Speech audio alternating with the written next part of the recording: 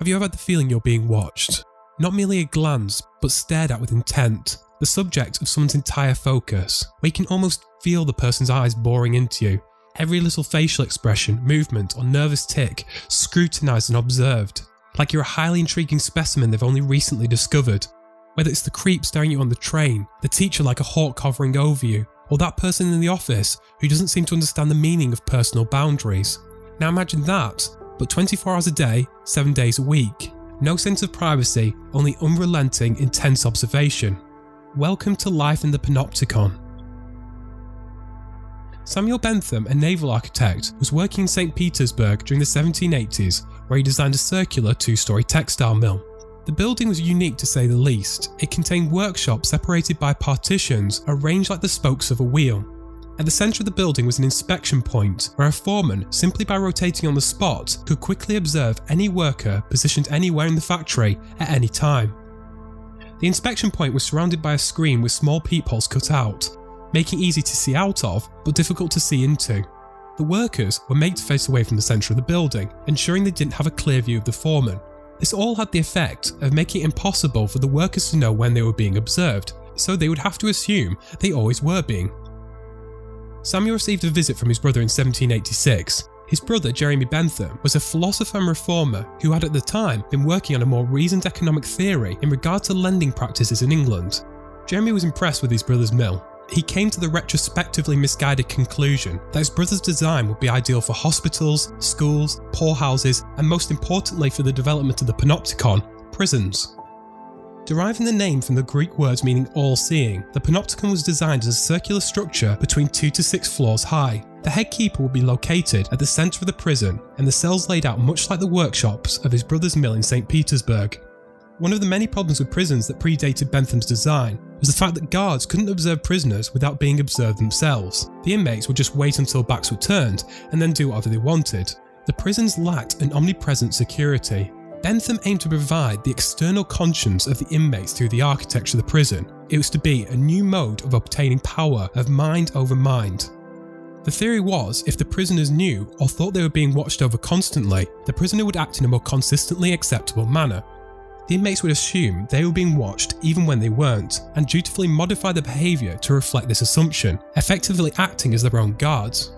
To make things more complicated for Bentham though, the prisoners wouldn't be facing away from the central observation point at all times like they had in the mill, so potentially the prisoners would be able to watch the guards as they pleased. The solution to this was light would enter from the external walls of the prison, so when standing in the darkness at the centre, the rest of the prison, importantly the cells, appeared illuminated. This also had the effect that the guards couldn't be seen from the shadows in the middle of the building. Additionally, the cells had bars on the inner walls so that the entirety of the cell could be seen. Given that all daily activities were done in the cell, it being used as a workspace and a space to sleep and eat, the guards could watch over every aspect of the prisoner's life. There would be no place to hide and no privacy.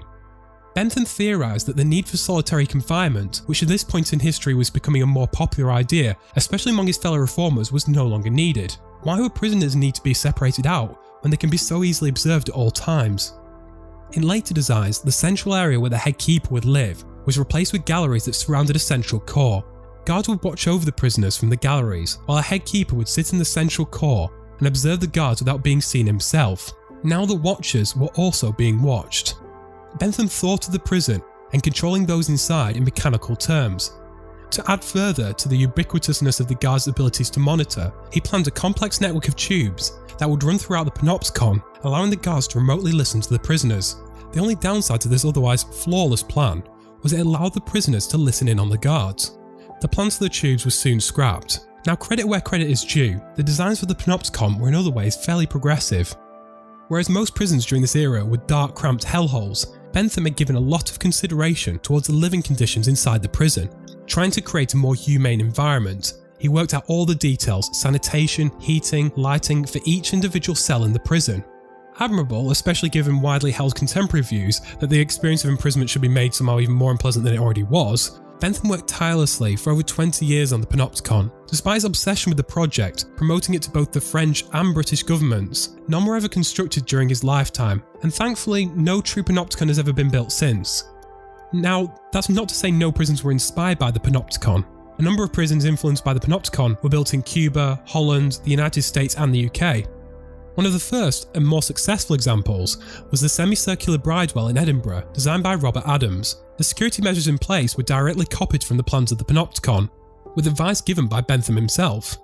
In America was the Western Penitentiary in Pittsburgh, probably one of the most spectacular failures of prison design in modern history.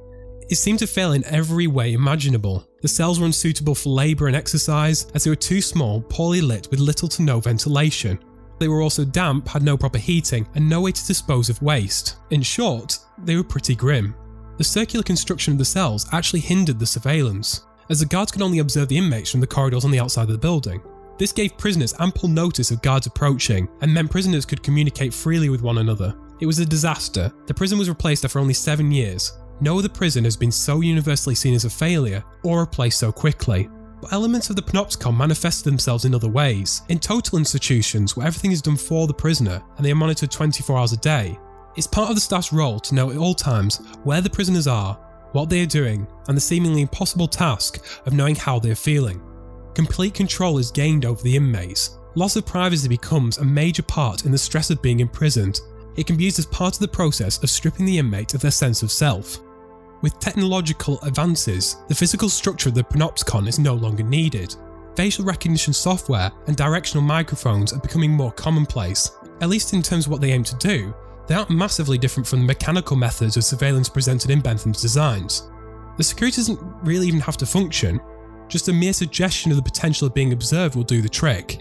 This is displayed through the watch-fly effect. People act more pro-socially or less selfishly, even with a simple photograph of a pair of eyes.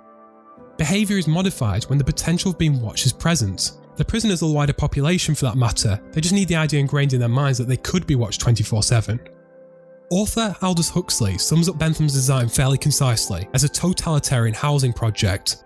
The cold, calculated mechanical nature of the design, stripping out the humanity and identity of those within. In the novel We, the inhabitants of one state live in glass structures that seem to be fashioned out of bright air, the only chance of solitude coming from occasional opportunities to use blinds to close off the outside world. The city itself is one giant panopticon.